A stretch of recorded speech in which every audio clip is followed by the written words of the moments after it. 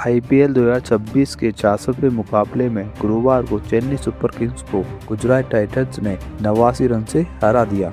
यह मुकाबला अहमदाबाद के नरेंद्र मोदी क्रिकेट स्टेडियम में खेला गया। अगर सीएसके को प्लेऑफ में पहुंचना है तो जीतना पड़ेगा यह मैच। चेन्नई की कप्तान ऋतुराज गायकवाड़ ने टॉस को जीतकर पहले बॉलिंग करने का फैसला किया। गुजरात की तरफ से ओपनिंग के लिए आते कप्तान शुभमन गिल, दूसरी तरफ से उनका साथ देने के लिए आते साई सुदर्शन। कप्तान शुभमन गिल छक्का मारकर अपनी हाफ सेंचुरी पूरी करते हैं। उसके बाद साई सुदर्शन सिंगल लेकर अपनी हाफ सेंचुरी पूरी करते हैं। 13वें ओवर में जॉनसन की गेंद पर शुभमन गिल शुभम दुबे के हाथों कैच आउट हो जाते हैं। शुभमन गिल 37 गेंदों पर 64 रन की तूफानी पारी खेलते हैं। उसके बाद बल्लेबाजी के लिए आते हैं जोस द बॉस। 19वें ओवर में कंबोज की दूसरी गेंद पर सुदर्शन का भी विकेट गिर जाता है। वह बाउंड्री पर खड़े शॉट के हाथों कैच आउट हो जाते हैं। वह 53 गेंदों पर 84 रन की पारी खेलते हैं। उसके बाद बल्लेबाजी के लिए आते राहुल तेवतिया। राहुल तेवतिया सिंगल लेने के चक्कर में कंबोज का शिकार बन जाते हैं। वह इस मैच में रन आउट होते हैं। इस मैच का पहला रन आउट राहुल तेवतिया का ही होता है। वह केवल एक ही बॉल खेल पाते हैं।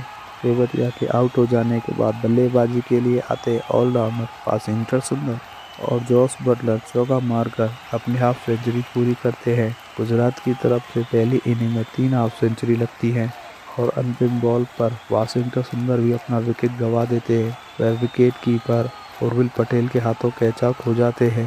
पहली पारी में गुजरात टाइटंस की टीम 20 ओवर में 4 विकेट खोकर 229 रन बनाती है। चेन्नई को प्ले ऑफ में पहुंचना है तो बनाने पड़ेंगे 230 रन। चेन्नई की तरफ से ओपनिंग के लिए आते संजू सैमसन, दूसरी तरफ से उनका साथ देते हैं मैथ्यू शॉट। अपने पहले ही ओवर में मोहम्मद सिराज संजू सैमसन का शिकार करते हैं। वह सैमसन को जॉस बटलर के हाथों कैच आउट करवा देते हैं। संजू सैमसन एक बॉल खेलने के बाद अंडा देकर ड्रेसिंग रूम चले जाते हैं। उनके आउट हो जाने के बाद बल्लेबाजी के लिए आते कप्तान ऋतुराज गायकवाड़, लेकिन गायकवाड़ भी मोहम्मद सिराज का ही शिकार बनते।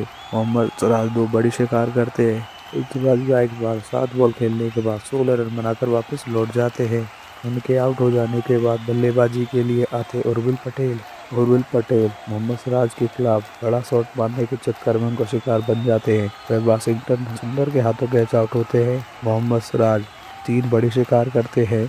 उनके आउट हो जाने के बाद इम्पैक्ट प्लेयर के रूप में आते कार्तिक शर्मा।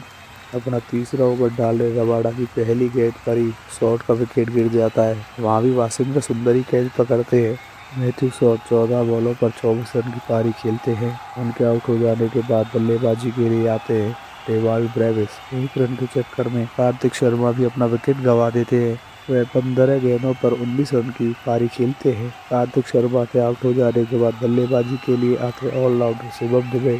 डेवाल्ड ब्रेविस और शुभम दुबे के बीच में 53 रन की साझेदारी होती है, लेकिन वह 47 रन पर खेलने के बाद शुभमन गिल के हाथों कैच आउट हो जाते हैं। शुभम दुबे अपने हाफ सेंचुरी जरूर चूक जाते हैं, लेकिन वह 17 गेंदों पर तूफानी पारी खेलते हैं 47 रन की। उनके आउट हो जाने के बाद बल्लेबाजी के लिए आते अंशुल कंबोज। राजस्थान के खिलाफ बड़ा शॉट मारने के चक्कर में कंबोज भी उनका शिकार बन जाते हैं। वह होल्डर के हाथों कैच आउट होते हैं। राजस्थान का इस मैच का दूसरा विकेट के नाम रहता है। अंशुल कंबोज 8 गेंदों पर 19 रन की पारी खेलते हैं। उनके आउट हो जाने के बाद बल्लेबाजी के लिए आते हैं नूर अहमद। राजस्थान 1 ओवर में 2 विकेट लेते हैं। वह ब्रेविस को भी बड़ा शॉट मारने के चक्कर में जेसन होल्डर के हाथों कैच आउट करवा देते हैं। चेन्नई को सबसे ज़्यादा उम्मीद थी वह डेवाल्ड ब्रेविस से थी, लेकिन वह भी ज़्यादा कुछ नहीं कर पाते।